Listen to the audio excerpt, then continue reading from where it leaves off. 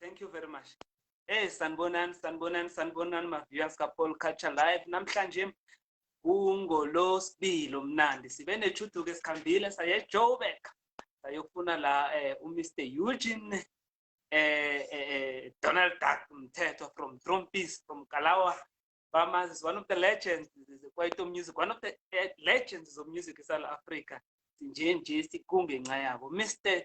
Eugene Donald Duck Mthethwa siyabonga lehlelweni lethu Paul Culture Live. How are you, my brother? I'm okay. How you doing, good? Ngisharp. Ngiyabonga man Brian ukuthi mhlambe ube available for ihlelo lethu namhlanje. I mean nenge sifuna ukukwazi ngako. Kokuthoma nje singathi ngibani uEugene for ama 2000 angakwazi kuphela bazi ukuthi this township music isinayo kwaito ibuyaphi. Ngobani abantu abayifoundayo. Eugene Mthethwa ngubani uEugene? Yeah, igama lami uEugene Mthethwa abaningi bangazi ku Trompies, but Eugene Mthethwa is also a cultural activist. Nyalwa kakhulu kabi. I used to play for Lucky Dube. I'm a keyboard for Lucky Dube years back. Before siqala iqembu le Trompies. But umntana mfundisi futhi. So ngiphethe konke. Yeah. So uhlangana namajita lawe Trompies man. Ngiyacabanga ukuthi mhlambe sangoba easy ukuthi mhlanganise isicheme esifana neTrompies. iTrompies siqale sikhule sonke eSoweto eMidlands. Ujaros, I went to school with him, same class, no Jaros.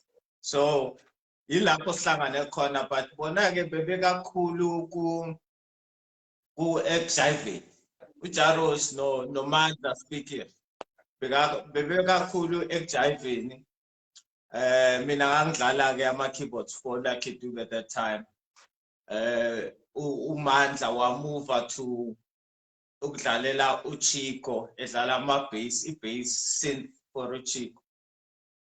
So kwase kuvela indaba ukuthi hayi madoda yazi sisebenza studios different, sihlangana la emashowini, why can't we come together and do something together? Kwase kusuka kuqala iqembu leTrompies qala walo iqale kanjani. Yeah. Ngiyazibuza nje ukuthoma iTrompies ngithola your first recording deal yokuthoma ngithola your first performance bekunjani at the right time? Excitement. We were excited ngoba iTrompies ithole first deal yayo with Igalo. It was a licensing deal because besizenzele thina our own recording. So but itholakele ngenye indlela engathi mina bekuyi accidental. Sathola idini accidental. Ngangibusy ngenza Slaves, Best of Slaves, and producer the Best of Slaves, album Slaves. Group Lucky Dube band.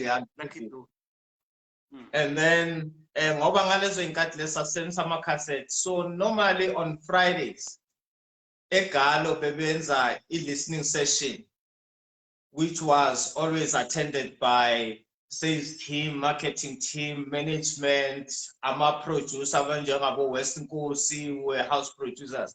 Nama was one of the house producers at that time. So everything is inside. Then Friday beyilethwa ukuthi company zolalela ukuthi senzani, so that everybody uma uku sales uprepare ukuthi mayiphuma le album ngizoyisa kanjani, ngizoyisa kuphi, abe marketing, what would be the strategy. That was the whole reason yokuthi kulalelwe wonke umuntu abekhona, so that wonke umuntu usebenza kanye kanye towards marketing, promoting, distributing the album. So I assigned ukuthi ngenze i-best of slaves. So mang fanele kuyolalela Friday. Ekuseni Friday mangiphume e-studio ukuze kulalele ngithatha i-cassette. Uyakhumbula kuqala bekusethwa ama-cassette. So ngoba bengenamali yokuthenga i-cassette entsha. Ngase ngithatha i-cassette ebine Trompies ku side A. Ngathatha yona ngarecorda i-slave on side B. Nga-rewinda ku side B ukuthi mayifika laphana egalo bayifake nje badlala u-side B. So mase meeting in the A&R meeting ya Friday. Ngiyabona i-boss yethu yasegalo ibhizi. Uyakhumbula ama-cassette beswa-rewinda nge-ball pen nge-ball pen, yes.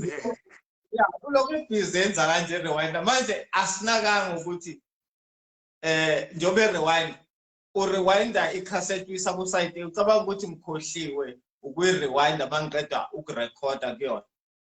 Wa-rewinda wafaka ku side A. Mayifaka side A wase ya-announce ukuthi this is the best of slaves esoyidlala manje wonke umuntu ukuthi abe attentive alale. Mayithi uyadlala kwangena isigangengo. Masingena isigangengo wonke umuntu wasukuma wathi hayi iyasho lento. Mangabe this is best of slaves ayenziwe ibe spot release, meaning ukuthi it must be released now. Inganikezwe i-date ya later. Yabo. And this happens after sihamba ama-company amaningi abo EMI abo Task Music rejecta i-Trompies. Egalo basuma bonke bathi spot release. That's how Trompies got it. You know, we had already given up on i-Trompies. Ilento recording ye-Trompies ukuthi ay ama-company reject. So yathathwa igalo. That was the beginning. Yeah, hey siyabonga. So can ngikubuza omunye umbuzo la ebengisibuza wona since who's the founder of Kwaito Music? The father of Kwaito Music is Nyaka.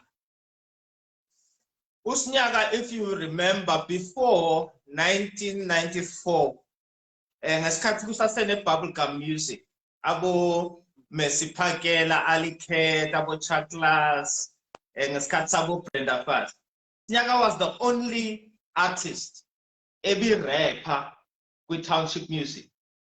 Mokhumbula ingoma kaSnyaka ethi jabulani nonke fukuza ezola emndeni kodwa uSnyaka uqale ukurapper nge-township language on dance music. Waze wajoinwa uTsekeleki. If ukhumbula ingoma yenza noTsekeleki enekhwela phakathi ngikhohle igama layo ukuthi ayithini, but that is the person who was supposed to be abekwe njenge-king. Hayi laba abanye abacima abafe bacima, but uSnyaka umuntu waqala ukurapper nge-township language. Yeah. Siyathokoza man i-information osipha yona. Into engikubuzela yona la mfo ukuthi uzosipha information kunama young artists, ama-artists asafuna ukungena ku-music industry. Into yokuthoma nje ama-artist la angibele ayenze yini kuhle kufanele ube umuntu onjani, yini into engibele uyenze ukuthi mhlawumbe usithole ku-music industry? I-standard se-industry ukuthi kufanele ube ne-demo uma ngabe awukhona ukwenza i-recording yakho e-professional, but wenza i-demo yokuthi uzibonakalise ukuthi this is what I am capable of doing. Secondly, i-talent elikhona. Yabo, ngoba I'm sure you would notice what happens kuma pop idols. Abantu kuza nabantu abangakwazi ukucula. Ngomuntu bekacula kuyishawa ucabanga ukuthi mayecula kuyishawa yedwa hayi ngiyashaya abese yalapha nayo ayoba bathini babanikezana i-wooden mic ngoba abakwazi wooden mic. So kufanele kube ne-talent. So i-demo is demonstrate. That's where it comes from. Demonstrate ukuthi une-talent and userious ngalento yenzayo and unengoma. You know, what type of music are you also bringing on board? So that is the first thing. But also,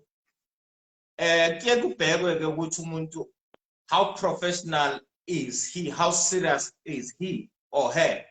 Ngokuthi umuntu othi ngifuna ukucula ulethe idemo, alethe ne-biography yakhe or i-profile yakhe ukuthi nazi izinto esengizenzile before mina ngokwami, nakho engikhone ukwenza ngokwami. So izinto nje ngathi nje ziyi-standard ke lezo, or rather mawufuna ukuba kwi-position engcono yokuthi abantu bakuthathe serious, uma bebheka i-biography yakho, i-profile yakho, bebona ukuthi lo muntu serious, kuyaba naleyo interest. Ula ukhuluma nge-recording label. Abanye abazi ukuthi yini recording label, yini i-studio, yini mhlambe i-publisher. Ungasibekela zona njani ukuthi mhlambe umuntu azwisise ukuthi thina sikhuluma ngento esikhuluma ngento? Well, i-label is when you approach ama-company amakhulu and wa-approacha uthi ufuna ukureleasa nawo i-album yakho, bese uthola ukuthi mhlambe bayayithanda i-album yakho, but wena usozirekhodele eyakho i-album professionally, uyiqedile, kusho ukuthi uphethe i-master, awuphathanga i-demo. There's a difference between i-demo ne-master. I-master is ready for production, but i-demo ithi nakho engikwazi ukwenza, so kusasifanele ukuthi ubuyele e-studio uyorekhoda e-studio as a professional, maybe ubongenamali yokurekhoda, yokuqasha i-studio as professional. So ungoza ne-master ubusufika ukuthi angifuni ukuba yi-artist yaseGalo, but ngifuna ukwenza i-licensing deal, ngibe ne-label yami ngaphansi kweGalo. Okay, moza ne-licensing deal baye bakuthathe as i-label because abakusayini as an artist. Yabo, i-artist contract is when i-company ithi siyakuthatha ungowethu, uzoba ngowethu for the next 3 years plus maybe 1 year of a option. But i-licensing deal is for that project kuphela. So we should moze ne-album esikuyayengoma, okay, so enza le project kuphela under i-label yakho. I-label yakho iyakuvumela ke nokuthi ungaletha amanye ama-artists under your label. Yabo, njengokuthi nje iKalawa is a label. iKalawa ibisi-signa i-deal, i-licensing deal ne-EMI okanye i-licensing deal ne-Sony okanye ne-Universal. Okay, that's the difference. Now, i-studio everybody knows, i-studio abantu bane-studio manje emakamereni ngoba abantu basebenzisa ama-computer, ama-laptop abo ukurekhoda these days. But a proper studio, I am mhlambe ngakubonisa nje nase sami enginaso la esikhona. Yabo. Yeah, nice. Yabona nansi ne-piano yakhona. So it's this is what you do when you want to have a professional studio. The professional studio, it helps you to ukwazi ukwenza ukurekhoda music wenze equality, because kulama laptop amancane uzosebenzisa ama headphones, for instance, mix uthola ukuthi sound yakho ayiphumi kahle clear because usebenzisa ama headphones, awuzwa kahle izinto zonke. But uyazi kufana nama radio ama music ama radio system. Okay, uma usebenzisa i-Blaupunkt, for instance, akufani uma usebenzisa i-Blaupunkt nokusebenzisa Yamaha okanye Samsung. So that's the difference, ukuthi siya for equality. Ukuze uthole equality, you need to have quality monitors, ungasebenzisa speakers as a hi-fi system. Yeah, so that's the difference between our studios. But abantu manje sebayawazi ukuthi barekhode kuma laptop abo, because it is now most of the things are digital. Nale studio yasibona akusile studio saqala lesine desk elide esinayo into enkulu enga yonke into compact for manje.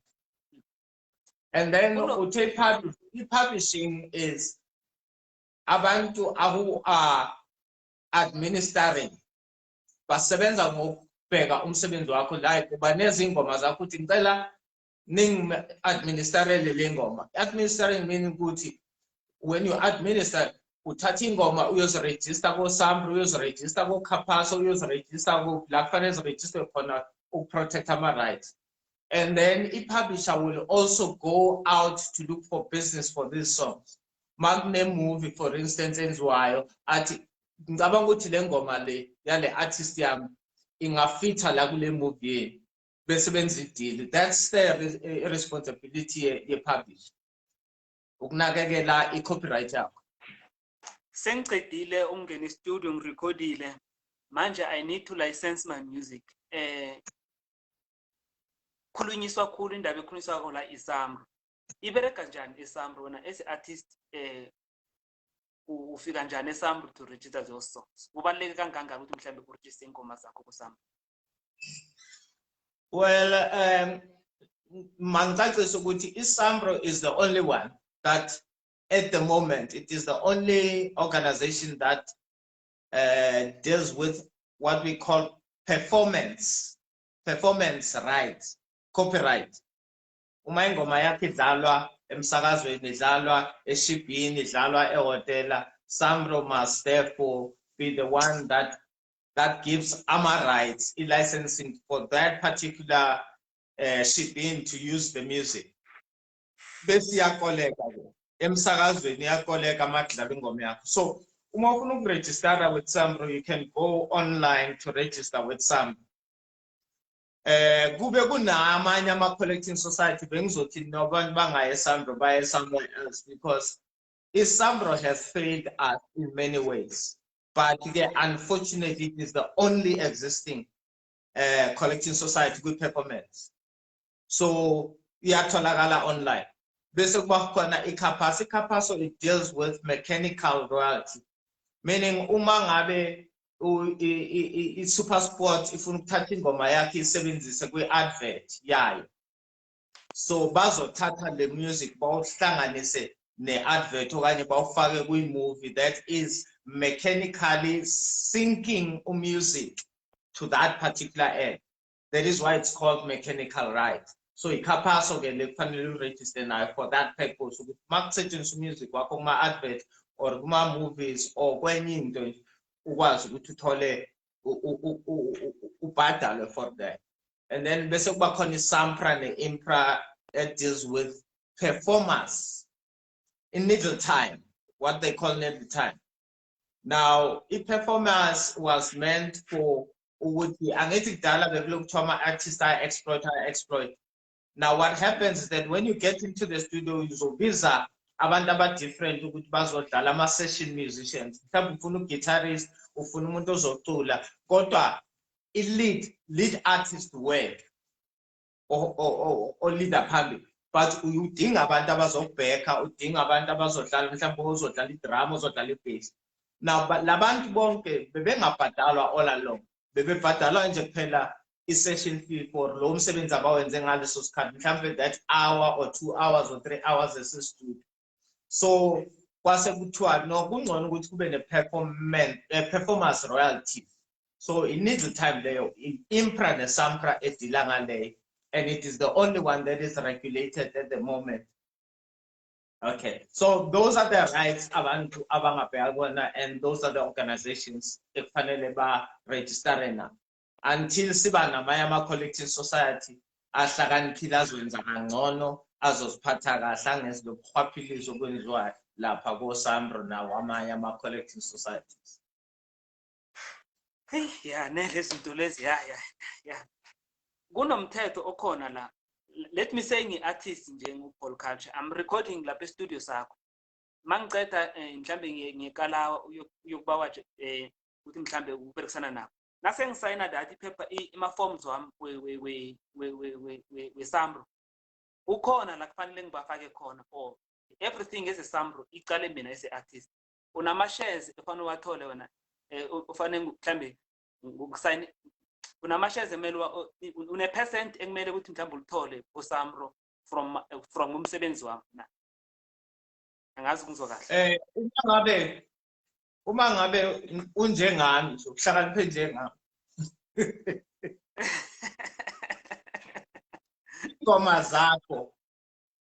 Ingoma zakho zi-ownwa wena 100%, meaning ukuthi compose music wabhala nama-lyrics, so it's 100% your songs. Asikho isidingo sokunikeza abanye abantu ama-shares engomeni yakho, unless umuntu obhale naye mhlampe nawo co-compose nomunye umuntu, khona umuntu obekade kunceda ukwenza music or khona umuntu obekade kunceda ukubhala ama-lyrics, then that is the co-composer. That's the person you must give a percentage ethize, niyavumelana. But unfortunately, there's so much corruption, there's so much, because abantu they are not informed. They end up being told we are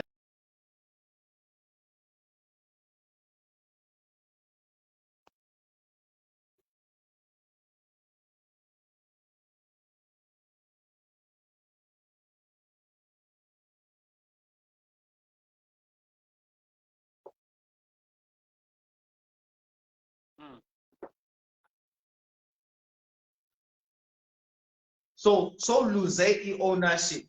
Yilento ebiyenzeka kudala abomahlathini ama-artists akudala abenikeza ama-company because bebetshelwa ukuthi that is the way. Kanti bephucwa, it's like into your land rights. People were forcefully moved from their land against their will. So now besiphucwa ama-rights against our will. But there's no need for one to give a company. A company mangabe uneza i-album yokuthi ithengise music. Unless ucabanga ukuthi wena ngeke uzukhone ukuba neyakho i-publisher. Mina ngineyami i-publisher. So bengibhalisa music wami as a composer, and then i-publisher kube i-publishing company yami. But abanye abantu baye kwamanye ama-publishers amakhulu because mhlambe ecabanga ukuthi i-publishing pool izomtholela imisebenzi for music wakhe. So there's no need. Yeah. Okay. Mara kungu angithi manje mangiza e-studio sakho angiyakubhadala ungenzela ama-beat in. You don't get anything lapho wena umuntu ongenzela ama-beat la. That one is separate, different. Uma ngisebenza e-studio sakho ngi-artist, uthi kumina no woza uzosebenza ungabhadali, angeke ubhadale lutho, sizosebenza siqede album, then I have rights over that, meaning i-master nginama-rights mina as a company kwi-master yakho because awubhadala. But la ubhadala khona wena ukuzirekhodela now and then ulokurekhoda ingoma ubeke uhambe uyosebenza uthola imali uzubhukha istudio kuba yakho. That recording studio akufanele ithathe next square. Yeah, abantu dala badliwa. Badliwa abantu, vele ngiyazi dala abantu bedliwa. Even big companies zisidlile sonke. Because uyabona lento abantu abathi executive producer. Uzobona ukuthi ama-albumini amaningi i-company, umuntu ophethe i-company or i-MD ye-company uyabe i-executive producer because ubhadele imali yase-studio. But la ingabhadalanga khona imali ye-studio, i-master yakho. So most bhadalela akunamuntu okufanele athathe. The only thing abangathatha i-percentage kuyona kuma-sales or music wakho, where they say you have licensed the album with us and sizothatha thina i-20% because kunomsebenzi abazowenza ukuthi kuthengiswe i-album yakho, but distribute, ba market, bayenze yonke lento le. So kune-percentage afana. But la uthi khona uyazenzela wena wada, akunamuntu okufanele athatha i-percentage kwinto yakho. Sengicedile ngokurekhoda music wami. Kunento esibiza ukuthi yi-RISA. I-RISA ibereka kanjani ku-music wami? Sengicedile konke. I-RISA is a trade association yama-record companies. Most of the big record companies ziphansi kwe-RISA. I-RISA ke umfela ndawonye. ifana ne-COSATU yabasebenzi. So iRISA i-COSATU yama-record companies. Yilaba yakhona bayokhuluma indaba zabo, and then iRISA izobamela ey'ntweni ey'ningi. Makufanele kukhulunywa indaba epolicy, ku-government, iRISA kufanele yenze. But-ke iRISA bese iba nama-awards futhi. That's why ama-awards ekwi-RISA ngoba ihlanganise wonke umuntu, so iyakwazi ukuthi ibheke wonke umuntu operformayo, o-operator kuleso space. Isho ukuthi lama-artists lawa adeserve ukunezwa ama-awards. So umsebenzi we-RISA yilowo kuphela.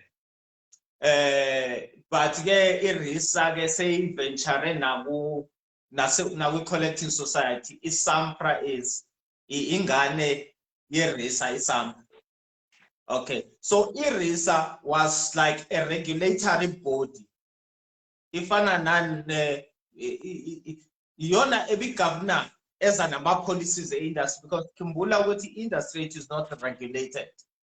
Now iRISA would look at such things like, for instance, uma khona ingxabano phakathi kwama-companies, uma khona i-artist elithi labantu laba benza kanje abangibhadali lento yami. So iRISA beyisebenza lo msebenzi lowo kusukela ekuqaleni. Angazi-ke manje ngoba seku-digital. Yeah, ne. Sengicedile Brian ukurecorda, everything is done. Manje sengifuna ukuthatha ama music ngikuse ku radio station. Manje ku radio station ngiyangiphethe kuzo music wami udlala. Qala bekuhanjiswa ama-CD ngoba besebenza ama-CD, so uthatha i-CD yakho uyise SABC e-library, then abantu abafuna ukudlala ama-radio stations afuna ukudlala music wakho bebezobhukha-ke ingoma yakho from a-library ukuthi babhukha ama-CD. You would probably go there and give them maybe 10 CDs ukuthi bakwazi ukuba nama-spare CDs ukuthi uma ufuna ukudlala ama-radio station ayi-3 afuna ukudlala ingoma yakho kungathiwa hayi sine-copy eyi-1. So that's how it used to be ukusampla. Kodwa-ke manje yonke into seyi-digital. Uma uya kwi-internet uya kwi-website yokhozi kune-platform yokuloada music. What they want is that kufanele uloade umusic wakho kodwa uload ingoma one ene SRC code. Ama-SRC codes ama-codes asetshenziswa yi-industry international okwazi ukuthi kufollow-isheke ukuthi le CD le ngoma le ekabani, I mean le album ekabani, bese kuba ama-codes ase-SAMRA asho ukuthi le ngoma le ama-composers ayo abobani ukuthi bakwazi ukuconnect. Ungayisi music ongenawo lama-codes, it's SRC code,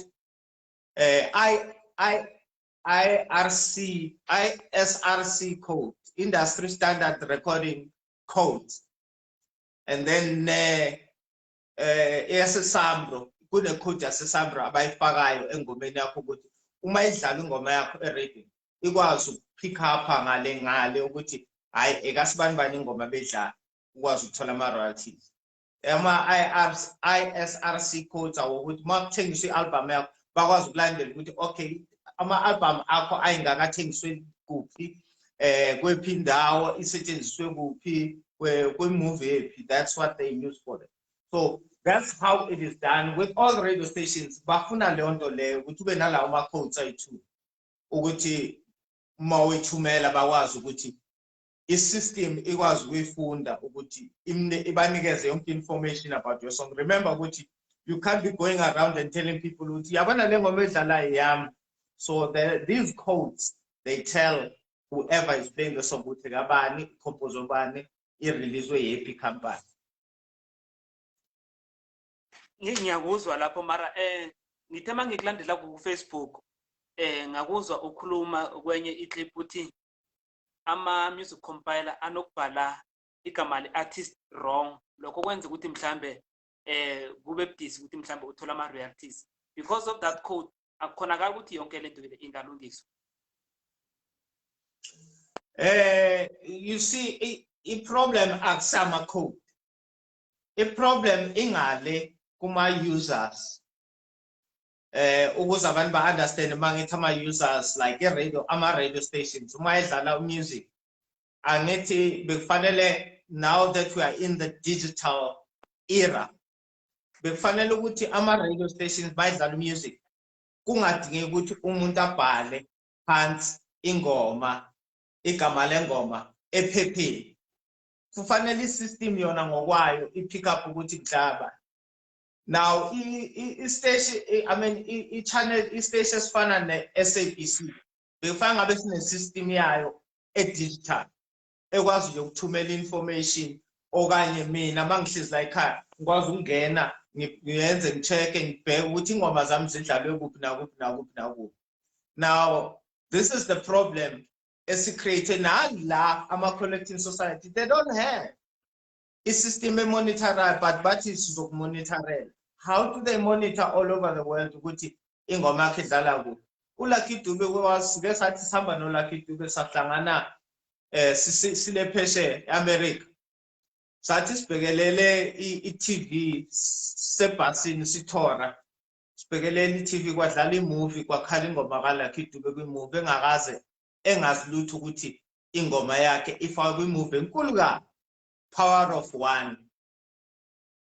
Wamangala Lucky Dube ukuthi hawu labantu basebenzise njani ingoma yami, because manje kunalento ukuthi akuna system emonitorayo, and yiyo lento engibisela isambro, engibisela amanye ama-collecting societies ukuthi akunani. Now isambro ithi khona manje isiqashe amakhampani ayi-2 azomonitora.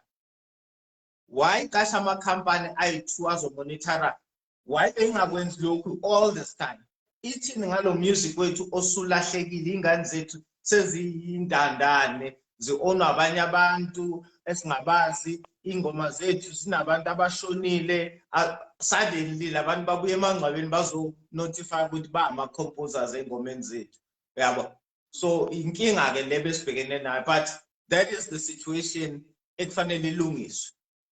Kodwa ke futhi akungathiwa ngoba nakho isambro seyiqasha amakhampani manje bese kuthiwa no, khohlwani lokho kwenzeke phambili, asiqaleni manje siqhubeke. Mina ngiluza imali mosiphambili ngayo le system yabo, and bona babengithembisa ukuthi bazobheka umculo wami ngendlela e-right, benze sure ukuthi ngiyabhadala for. Mara ngiwatholanga lama-royalties ngoba ingane zami bese ziyintandana, ngingazi lokwazi ukuthi ingane zami seziyintandana.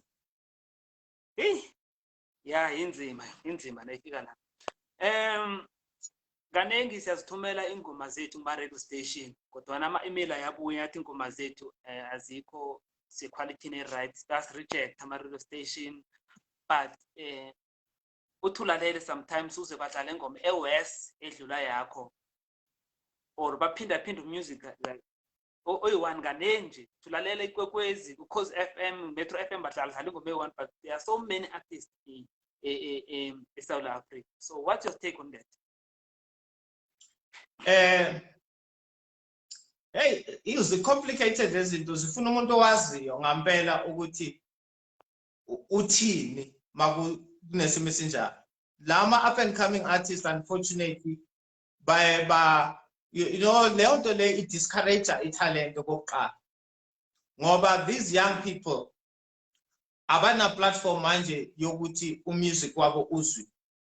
But these are the questions that mina ngoEugene Mthethwa engazibuza ukuthi, 1, we all know ukuthi inkinga iphayona, abantu bafuna ukubhadalwa imali ukuthi badlale music, ama-compilers adimanda ukuthi babhadalwe imali, i-bribery, kwenzeka i-bribery, which is what we call payola.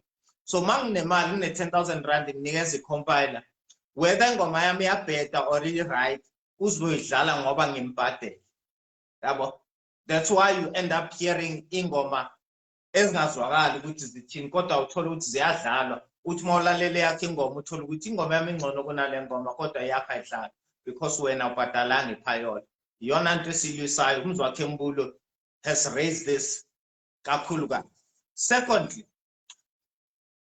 uma ngabe ngiyicompiler ngithanda i-jazz, angithi ngijwayele ukudlala ijazz ngithanda ijazz mina or ngicompile ngoba ngu-DJ othanda i-house music uma ngilethela i-gospel song or i-gospel album ngizorelate njani ne-gospel album ngibe ngithanda ijazz okanye ngithanda i-house music or ngithanda amapiano.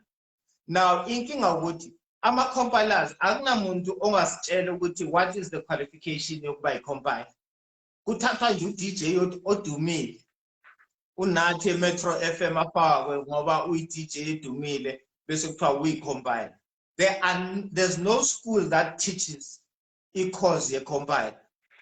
Uma ngithanda i-opera music, how would I be keen or ngibe nendlebe ye-kwaito? Kimini ikwaito akusu music lo ngoba ngicabanga ukuthi music i-opera okanye aboshandele i-classic music. You understand? So na inkinga sinayo ke lapho.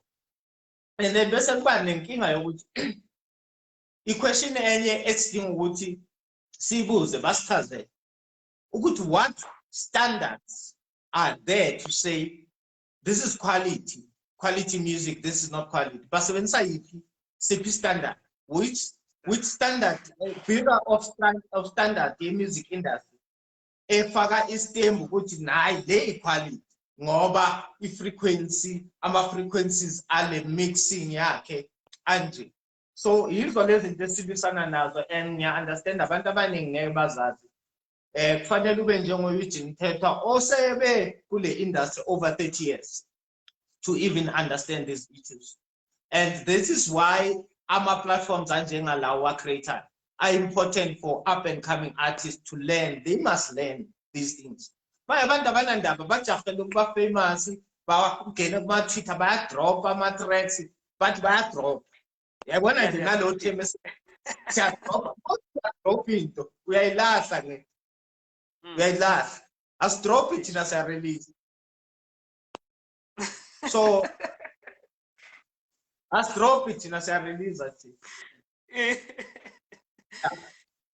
Kuba nento ekhulunywako la mana yangazi yaphele lapha because most DJs nabakhambako nje they are getting paid badlala music wethu ama DJs badlala music wethu they are getting money. Uthola ukuthi wena artist badlala music wakho you don't even get ama gigs now.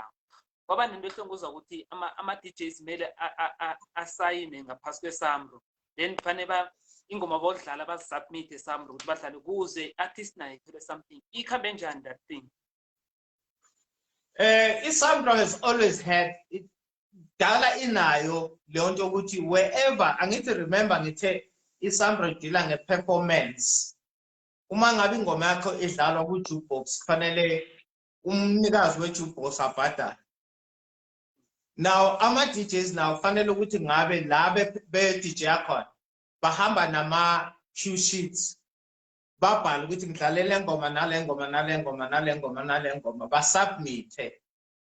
Okay, indaba yokuthi ama DJs must license I don't know ukuthi ipheleleki, but ngiyazi ukuthi ama venues where the music is played kufanele abhadale regardless ukuthi bekudlala uDJ ngoba uDJ phela usuke eqashwe ivenue usuke engazikelanga lapha ukuyozidlalela nje. So angazi ke yona yama DJs ukuthi kufanele babe nama license okudlala music ba iphelele indaba yakhona, but it is something that's supposed to be happening. All in all mase si summarize i-industry South Africa khulukhulu sicale umvumo injani siyakhula noma siku same level? Ngibona ngathi sibuyele emuva instead ukuthi siye phambili. Ngoba into enkulu ebefanga ngabe yenzeka ugovernment wethu bekufana ngabe uyaregulate kodwa ugovernment wethu useka ama-events coordinators, events management. Akusafani kuthiwe i-Department of Arts and Culture, afani kuthiwe i-Department of Events Management because bakakhulu babheke into zama-events more than anything. Sesele ngasemuva la ekuregulating. You would remember there was a review ye-white paper. Asazi ukuthi kwenzakaleni nge-white paper nokuthi yenze kube ngcono kuphi ngoba akunalutho ebonakalayo. imithetho ebekufanele ngabe iyona esinceda ku-20 for instance kunomthetho othi you cannot pay artists less than 1,500 or less than 5,000 rand standard rate for every artist eqalayo kungabi less than 5,000 rand. But siyabona abantu babhadalwa ama-500 rand babhadalwa ama-1,000 rand kuthiwe wozoperforma sikuneze platform yokupromoter. That's exploitation ebesikhuluma ngayo. It's not supposed to be happening 27 years after democracy. It's not supposed to be happening. We're supposed to be protected and protecting our up-and-coming artists. Indaba yabo yokuluza music wabo into the ones collecting societies ati uma is present ati they are owners of copyright. Modlala ingoma ye-Trompies mahasman angikwazi mina ukufaka ingoma yamahasman la ku Facebook or ku social media ngipost ngizobe sengikhonza ukuthiwa akuseyami le ngoma kodwa eyami le ngoma because somebody uthe mayifaka kwi-system wathi uyi-owner. It's either the record company, a distributor, or the collecting societies. Collecting societies are not supposed to be the owners of content, of copyright. They are supposed to be the holders. And if I was the minister, I would have regulated that thing. Kunama holder, kunama owner.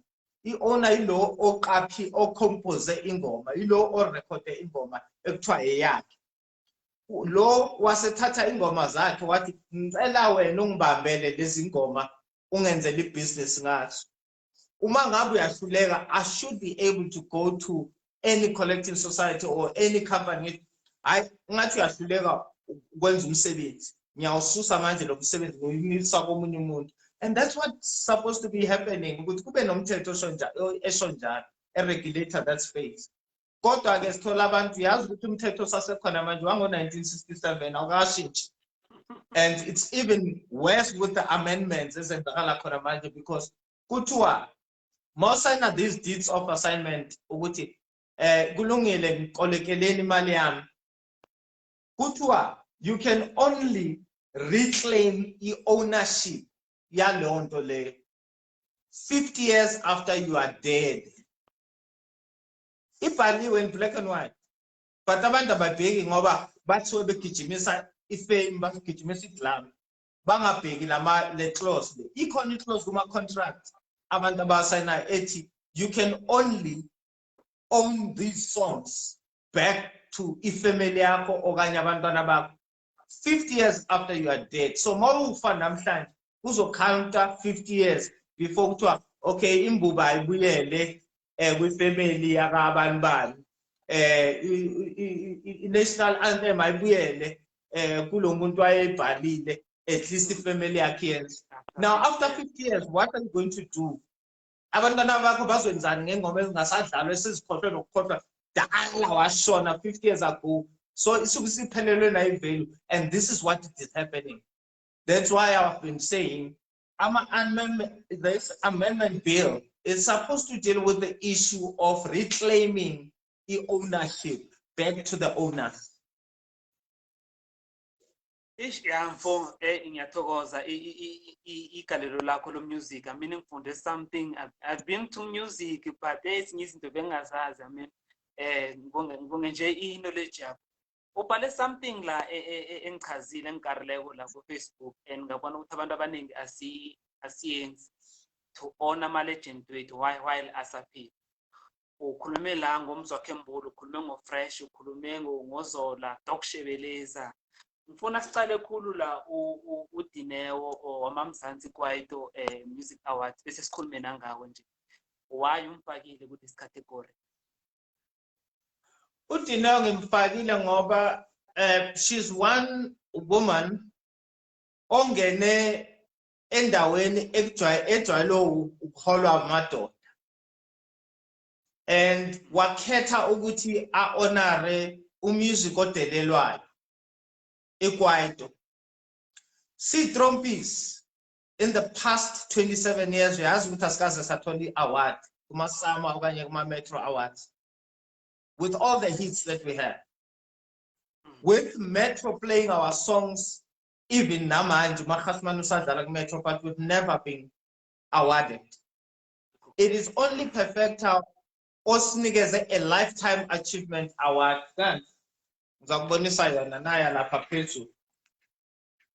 Ebona lapha enkundeni. Yeah. Yeah, bengikhona masitholane. Yeah, that's the first lifetime achievement award esitholile siyi-Trompies. And I'm saying for yena, she has never even had a sponsor. Whether Sambro, Capasso, Sampra, Impra, or Department of Arts and Culture, for 6 years she's been running these awards. From isalari yakhe ayithola eSun City, because usebenza eSun City kumahhotela aseSun City. Uloke esebenzisa imali yakhe enza ama-awards. So umuntu onjalo wenza into engajwayelekanga, and it means that uyayithanda lento ayenza, uyenza ngothando ukuthi aza sacrifice. Umuntu onjengo Fresh has been on the billboards. Zase, what school is this? Boston College. Using his face to encourage abantu abasha ukuthi baye esikoleni. Now, abaningi bafuna basebenzisa ubuso babo ba-consent ngabo. Bafuna ukupromote ama-brands abo, bafuna ukuzipromota bona, ba-poster ukudelela la kuma-social media, badelela abanye, baxhomela abanye. It doesn't inspire anybody. As artists, we're supposed to be our role models for up and coming and even young people in general. So mina ngiyabheka lokho ukuthi this is umuntu wenza into engajwayelekanga, and ayimele since Superfet has been sengizamile ngaya kubo Sambro, ngaya na Sambro ukuthi why Sambro ninga sponsor ama awards eKwaito, but niya sponsor ama Sama Awards. Yabo, niya sponsora neza abantu ama scholarships ukuthi baye phesheya bayofunda iopera. Akuna skole esifundisa iKwaito. So thina abeKwaito as benefit kulama scholarships enwakhipha, yet we are members. Ku benefita uhlobo lo music ebesilithatha njengohlobo lo music wabelungu. Classical music, opera music, jazz music. Understand? So that's why mina ngiwe ngimfakile lapha imbokodo leyana emile eqinile futhi uyayimela into yakhe. Yeah, uqinisile ngibona ufake nezona, and kunenkulumo ezikhulunyisako la ku social media ukuthi uZola akusimuntu umuntu ongakaphili kuhle, and they are trying to get help njalo. uZola is one of the best artists aphakamisa iKwaito khulukhulu. Why Zola? uZola, abantu abaningi, this is what we always do as black people. Umuntu simthanda mayesasephezulu. Uma ngabe kuba nezinto ezimbi ezenzeka kuyena, siya celebrate ngezinto ezimbi, but as celebrating ngezinto ezinhle. Only when sifa sishona kube yilabantu beposter befaka ngisho nama picture ethu bawenza ama profile picture abo, bengakaze bayenza ama profile picture abo saphila. uZola ziningi izinto azenzile outside music. Mawukhumbula iZola 7 wayenceda abantu. Baningi abantu abanceda kwiZola 7. Kodwa ke uma ngabe izinto kubhalwa izinto ezimbi, abantu bahlekisa ngaye. Bakhohlwa ukuthi lo muntu wasebenzisa ifame yakhe ukuthi abenefitise abanye abantu, even young people, encourage young people ukuthi bafollowishe ama dreams abo, you know. So ngimfakele for that reason. Uyifuna ukusisa angifaki umuntu ngoba ngithi hayi uyi-artist. Ngifaka i-artist elithi li-artist kuna something eliyenzayo enhle, but amaphepha and media will not show that. People don't know which Dr. Shebeleza has been building houses for poor people. Abazi. Kodwa ithi kubhalwe ngokuthi uDr Shebeleza uyagula manje. Uzabona ukuthi uzogcwala social media njani. Or ukuthi uDr Shebeleza or bathakanamali. Bathakanamali. Izogcwala social media yonke. Kodwa sibhali lutho ngabelungu. Khona into khona imibuzo engingawubuza. Akekho umuntu oke wangiphendula. No mayor wase Johannesburg. Uphathi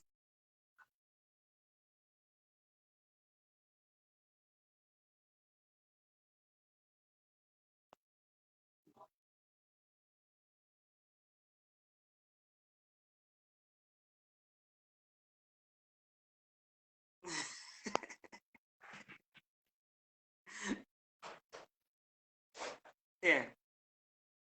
Ish, yeah. Ish. Hayi ngikhona manje ngikhona. Yeah, ngikhona. All right. Okay. That's a simple question. Engizokushiya nawe nayo.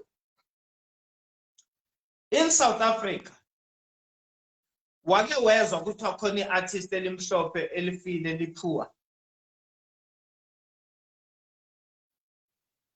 eSouth Africa uke wezwa ukuthi khona iartist elimhlophe elikuma drugs okanye eli-HIV positive okanye eli-involved kuma illicit and immoral activities elijolayo lishintsha abafazi amantombazane left and right? Uke wezwa about that? No. Cha. eSouth Africa amabhunu ama-artists o music wesibhunu ayi-minority. Amabhunu ayi-minority. Kodwa ama-artists amhlophe mawubheka kuma-awards, some awards okanye ubheka kuma-Metro Awards, the best-selling album is always taken by an artist from Boere music. Or mostly, in most cases, kuba artists from Boere music. Kodwa amabhunu mancane kunabantu abamnyama eSouth Africa. Umusic othandwa abantu abamnyama awuthengisa ukudlula umusic othandwa amabhunu. Kwenziwa yini lo? Iphi neze logic, the economical logic yalonto lokuthi amabhunu athengisa kuphi kwamapha amabhunu mangabe beyi-minority. Ngiyekele. Awabona ama-artists amhlophe kuma-TV programs amaningi, especially the Boere music. Uzothola i-North Vernoot program yona kuphela khona, kodwa bathengisa ukudlula thina. Umusic wethu unama-program amaningi. Friday kunale program le ebhekelelwayo music wabantu abamnyama, popular music. Awabona belungu ama-artists, kodwa uyawabona ama-artists abelungu ngama-Summer Awards nama-Metro. Bayavela bavunduke, ungazi ukuthi kade becashephi sonke lesikhathi. Bafike kuma-awards bathathe the best selling album, banyamalale after ama-awards. Okay. Yeah. Baphila kuphi, bahlala kuphi, ubani obanakekela? Ubani obanakekela? Banezindlu kuma-suburbs ezinkulu. Awukazi wezwa kuthiwa khona umlungu, artist omlungu edlelwa indlu, exoshiwe la ebihlala khona, say homeless. Ithini? And ubani obhala le story? Abobani ababhala le story zabantu ama-artist amnyama, ama-actors axoshiwe angeke kurenewe ama-contract abo, i-artist eligula HIV positive. Abobani ababhala? Abosisi bethu nabobhuti bethu abamnyama. Ushwashi akekho kubelungu, ushwashi ukubantu abamnyama. And who buys the newspapers? Who buys ama-newspaper akashwashi? It's the highest selling newspapers. Ithina. So ikhona indaba la kuthina kufanele sikhulume sisodwa sibhekisise, but I'm saying it says that as a black nation, yes, we were free in 1994, but we're only politically free. Our minds are not yet free. We're still suffering in mental slavery. Yingakho sibulalana sodwa, silwisana sodwa, asupportani sihamba support abanye abantu. Makuthiwa kunemole yakamaponya elokishini asithenge imole yakamaponya sifuna ukuya sentini. La uyothola khona isinkwa obuzosithola kwamaponya nge-20 rand, ufuna ukuyosithenga nge-50 rand bese uyabuza ungithomela uzongitshela yabo lesinkwa lesi siyi-50 rand. Shanyathelana. Ish. Hayi mfo ukhulumile ngikuzwile ngicabanga ukuthi nabo bazwile abantu your information sizwile eyo angazi ngithome ngithini kuhle bofuneka la ku politics la phezulu ngicabanga ukuthi mhlawumbe lapha kuma Department of Art and Culture lapha ngicabanga ukuthi izinto mhlawumbe bezingaba right ongasilungisela zona kahle hayi la eSouth Africa umuntu ofuna ukwenza into right akafuneki. Ya qinisile qinisile sesivala nje mfo ngiyabona nesikhathi sethu ngathi sehliwa into enye la sesazi nje ngo Eugene currently ulalela umusic kanjani ama favorite artists wakho nje eSouth Africa owalalako mina ngilalela wonke umculo kakhulu wase South Africa ngiyawuthanda ngeke ngisho ama artists, but what I listen to is a good song.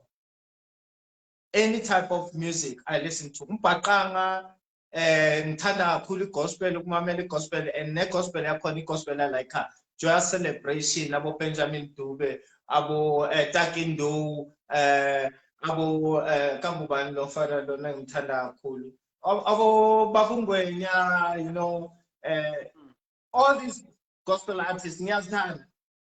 The hip hop guys, I like what they've done, what they are doing, because bathatha music with ba sample, unlike ukuthatha music waphesheya ba sample music waphesheya. So it means Doc Shebeleza ibuyitha uDoc Shebeleza back engqondweni zabantu. Ukambubani lona owenza ingoma ye ukujiva ngaqala ngaka KO. Yes, we understand. So it means ukuthi bane proud, proud for music wabo, and that's what will make even ukhulichana manje uthetheka atamafukate seka khona think yes AKA ubefuna ukwenza angazi whether sekayenzile, but there's something abefuna ukuyenza ne Trompies. So that collaboration imqoka ngoba uma benze njalo benza into engeke itholakale phesheya kuthi idida abantu baphesheya ukuthi is this an American or a South African. It always brings the element, and I wish we could go as far back as ingoma zakumahlathini sizisample so that sibuthe back lwa music lwana nama families abakwazi ukuthi nawo aphile, because music wabo usadlala. Now Steve Kekana ushonile ugcineni nokuthi ingoma ka Steve Kekana erating aphile shona sekade khona ngayigcina mangithi ngiyachecka manje ku radio monitor ku number 3 or number 4 khona afika nje khona umusic wakho udlalwako manje ikhona udlalwa manje, and ama radio station abethi before, hi, this is not a format yale radio station kodwa manje mayishonile iformat ayibikho. Yeah, I know. Did you follow indaba? Why follow indaba kaNota no Questa? Yeah, man. Questa and Nota, manager ka Questa. Ngiyangayifunda nje kancane, but angiboni mina ukuthi ifuna why ifuna ipublic, because it's business issues. Baningi abantu that could be guilty of that, because more bhekisisa kahle into eyangenza engidiscourage ngama companies amnyama are worse than ama company awabelungu. When they exploit abantu abamnyama mabe exploiter nabona, umuntu omnyama ufuna ukuthatha i99 cent ku 1 rand, Okay, ku-10 rand. Oh, ku-1 rand. Ufuna ukuthatha angazi whether ikhona into enjalo. Asithi ku-1 rand. Ku-1 rand. Ufuna ukuthatha i-99 cent akuneze i-cent. I-cent. Umlungu uthatha 5 cent akuneze i-95 cent. Or makuthiwa-ke uyangirobha ngampela athathe i-40%. That's why most of these big companies zibe nempilo ende ngoba zithatha kancane lapha nalapha ungafiki unganaki. Bheka ama-companies abantu abamnyama. How many artists leave ama-companies abo abaqale nawo bashiye nge-album eyi-1 bese akhiphe i-album eyi-1 mabeke baba popular bahamba uzibuza ukuthi yini, you know, ama-artist amaningi ayaphuma ema-company but kuma-company akudala abogalo what abantu bebehlala baze babe nabo 20 years babe no 30 years bese company. Yeah, yet they were exploited. Yeah, so nanso-ke nje into inkinga yami enginayo. So into kaQuesta no, it's not for me it's not news. It's issue, it's a personal issue that they must resolve. Akudingeki nokuthi ngabe beya social media but hey uQuesta uwenza ukuthi why bangahlali bakhuluma basonto into zabo. Phela ngiyabonga Brian isikhathi sakho. Amagama akho okugcina nje sesivala ungathini nje kuma South Africa yonke nje? Ngicela abaculi, ama-actors, ama-radio DJs, radio presenters, TV presenters. Yinye nje kuphela into esishulayo. Asikwazi ukubumbana, asikwazi ukuhlangana silwise izinto zethu, simele into zethu. Siyathengisana. Omunye makuthiwa sifuna i-artist uthi ufake i-invoice yakho uthi wena ufuna 50,000. Omunye aqhamuka athi hayi no ungawari ngizakuneza mina ama-artist ayi-5 ne-20,000. Siyathengisana. Yingakho singakwazi ukuqhubekela phambili. So I wish ukuthi we could unite. Kunalento esihluphayo kakhulu. We are too proud. Sifuna ukwazi ukuthi ubani, sifuna njalo ukuba phambili. Angeke sonke silide sibe phambili sonke.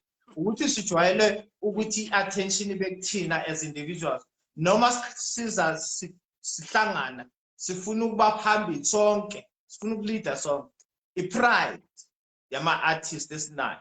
Ayahlupheka ama-artist amaningi manje alahlekelwa izindlu, alahlekelwa imisebenzi, alahlekelwa but angeke baphume bakhulume. Bayophosa ku-Instagram, pose ngemoto zabanye abantu abazithathe emabhasi emoto. Kodwa bese nhluphekile bethulile. Ngilwa ngedwa manje ngilwa ngedwa nesabro ngazi ukuthi ngiyahlala. Kodwa mase kuthiwa izinto ziyalunga zizolungela abantu. Wonke Everyone. Yeah. Eyane. Ngimthokozise mani Trompies ngiyanibona kuma Mzansi Kwaito and Music and House Music Awards vele like ngithola ama nominations amaningi and from dala manje nisayiphethe a new album. Hey Trompies vele hayi bafethu ngimthokozise man. Ngiyacabanga ukuthi sizokuhlangana eSun City. Hey izinto masikhambe kuhle ngale COVID izinto masikhambe kuhle mhlawumbe sakuhlangana khona. Yeah. No siyabonga. Ikwaito isimele and nokulahlekelwa umjokes ngicabanga ukuthi mhlawumbe namagama angawasho. Hey, yeah, kukhona ngithi kusase early ukuthi ngikhulume izinto ngisazokhuluma kahle izinto eziningi esengizibonile ezibuhlungu ezenzeka kule industry yethu. Kepha umjokes, we lost umjokes. It was a great loss for us. It is a great loss for us. Uyena muntu phela manje ebengithi ngithembele kuyena ukuthi kufanele sicule iphathi efuna ukuthi kuculwe la mina nomjokes ngale ishaya ngoba lawa abomjakajaka abomgida bomjakajaka. So manje nengoma ezifuna umuntu ozocula azilide bezilidwa umjokes. Sweet Love, ingoma eziningi. Yeah, ingoma eziningi ezilidwa. You know. Yeah, but ke kulungile i-life mshito utswelaphi. Mshito utswelaphi. Hayi ngiyathokoza for isikhathi sakho man, nangomuhlo ungalahli nasesibizako. Thank you very much. You are welcome, sir. Thank you to my followers. Thank you very much. Paul Kachuma limela bomtshana ngathi umrathu ngasesedomyana sukela mina usukela usomnyanya nakungemi. Thank you very much. Ngiyathokoza.